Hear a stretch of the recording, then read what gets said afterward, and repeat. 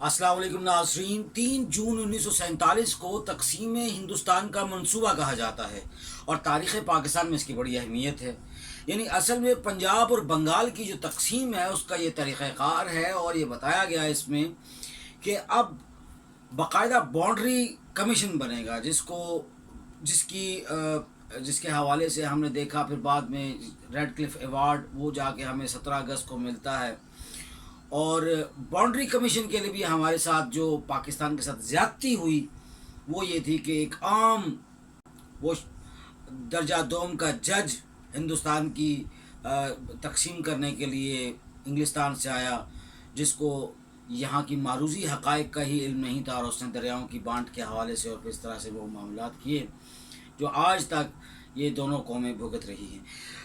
اسی اسنا میں یہ عرض کرتا چلوں کہ بنگال اور پنجاب کی تقسیم میں 17 جو بنیادی پنجاب کے ایسے اضلاع تھے جو زرخیز اضلاع تھے، ان کو غیر مسلم اکثریت قرار دے کر ہندوستان کے حوالے کیا گیا، یہ شب خون مارا گیا۔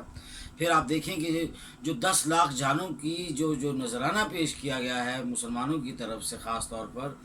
وہ اسی خونی لکیر کو پار کرتے ہوئے پیش کیا گیا۔ اس کے بعد پھر سہلٹ بلوچستان کی مجموعی طور پر اس کی اکثریتی زیادہ سے زیادہ جو اراکین تھے ان کے اجلاس بلا کر اور سندھ اسمبلی ہوئے، اسی طرح سے پاکستان میں شمولیت کا فیصلہ، جبکہ ایسے جو اضلاع تھے